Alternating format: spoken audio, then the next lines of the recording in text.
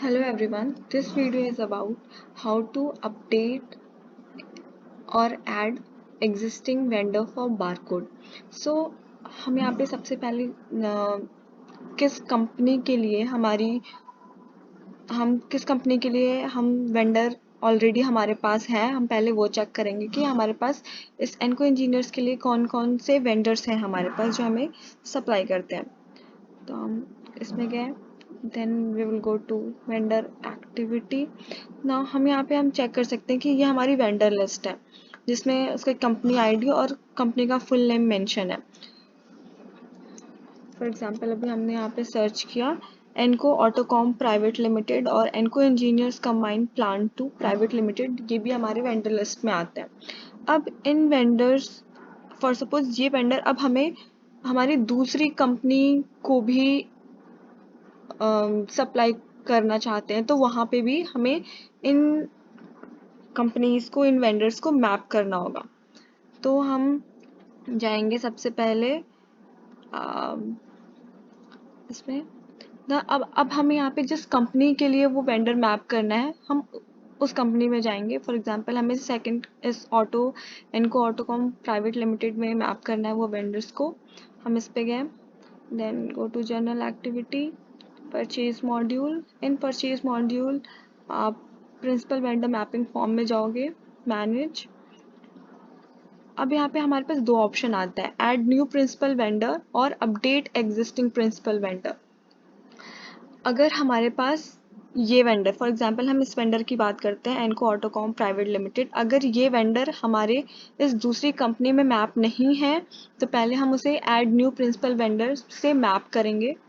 तो यहाँ पे हमें प्रिंसिपल वेंडर का नाम लिखना है। फॉर एग्जांपल हम एनको ऑटोकॉम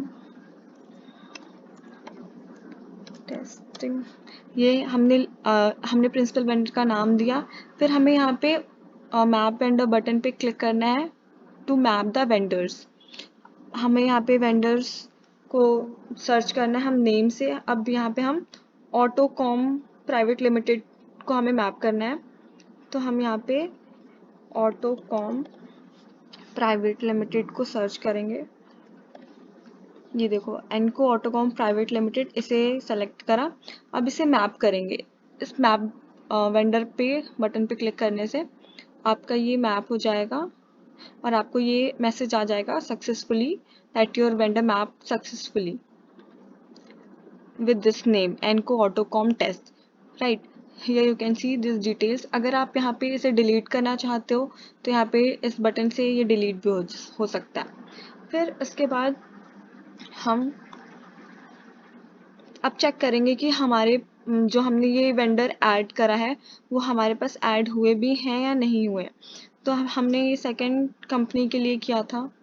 फिर उसके बाद हम सेटिंग्स में जाएंगे। सेटिंग्स में जाने के बाद जनरल सेटिंग्स में अब यहाँ पे हमें क्योंकि हमारा वेंडर तो ये ऑलरेडी क्रिएटेड है, लेकिन अब हम इसे ऐड वेंडर्स बटन पे जाएंगे। अब वेंडर कंपनी का नाम, वेंडर कंपनी का नाम, ये वो कंपनी का यहाँ पे वो नेम फिल करना है जो हमने यहाँ पे प्रिंसिपल वेंडर के टाइम पे ये नेमिंग करी थी हमने यहाँ पे। तो ये एनको ऑटोकॉम टेस्ट हमने करा। अब कंपनी का शॉर्ट कोड, कंपनी का शॉर्ट कोड वो है जो ये कंपनी आईडी जो पहले वाली कंपनी में ऑलरेडी मैप्ड हो रखा है, ये हमने यहाँ पे कंपनी का शॉर्ट कोड डाला। नाउ अब यहाँ पे क्या है कि हमारे पास इस वेंडर की ऑलरेडी मेल और ये सारी चीज़ें हमारे पास ऑलरेडी रजिस्टर्ड है, हमारे पास सेव हो रखी हैं, तो हमें इन्हें बार बार लॉगिन की क्रेडेंशियल्स वगैरह नहीं भेजनी पड़ेगी। सिर्फ हमें ये बताना पड़ेगा कि अब आप इस कंपनी को तो आप करते ही थे प्रोडक्ट सप्लाई, अब आप इस कंपनी के लिए भी वेंडर हो चुके हो, तो आप अब हम यहाँ से ऑर्डर कर रहे हैं तो आप हमें यहाँ पे इस कंपनी पे आप चीज़ें भेजेंगे। तो हमें बस यहाँ पे ऐड पे क्लिक करना है, ऑलरेडी एडेड। अगर वो ऐड नहीं ऑलरेडी एडेड है और अगर फर्स्ट टाइम हो रहा है तो आपके पास सक्सेस का मैसेज आ जाएगा। फिर हम चेक करेंगे वेंडर एक्टिविटी में जाके कि हाँ हमारे पास सच में वो चीज़ आई है कि नहीं आई है। अब ये देखो, ये हमारा Enco A431 Autocomp private limited हमारे इस कंपनी के लिए, एनको ऑटोकॉम प्राइवेट लिमिटेड के लिए अब ये वेंडर लिस्ट में आ चुका है। अब हम इस पे चेक करेंगे कि इस पे क्या क्या चीज़ें वो चेक कर सकता है जो जो उसके पास एक्सेस है ये सारे फॉर्म्स के। That's it.